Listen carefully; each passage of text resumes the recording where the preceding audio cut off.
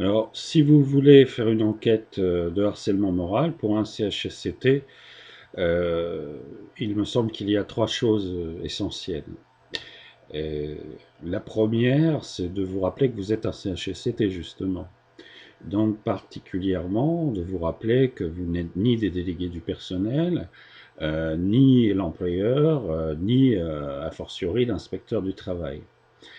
Donc, votre mission est très spécifique et elle est celle d'un CHSCT, c'est-à-dire d'une institution représentative du personnel dont la mission principale est la prévention des risques.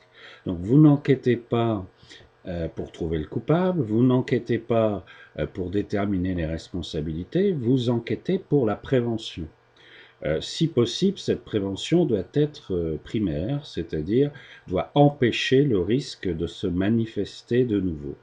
Ça, c'est la première des choses. La deuxième, évidemment, c'est que vous enquêtez avec ce but particulier de la prévention, mais aussi, si possible, avec une méthode. Et c'est cette méthode que décrit un peu l'article que vous avez lu ou que vous allez lire, qui est avec cette vidéo. Donc cette méthode, eh bien évidemment, il faut la pratiquer un petit peu.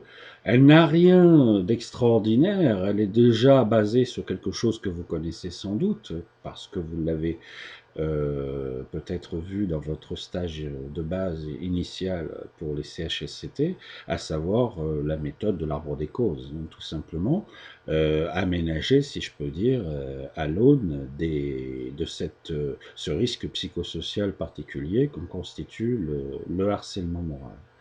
Donc, il est important pour vous de vous familiariser avec cette méthode et de vous familiariser aussi avec ce type de démarche qui vous permet de réaliser une enquête utile, préventive et qui aussi valorise votre propre spécificité, vos propres compétences en tant que CHSCT. Cela me paraît important.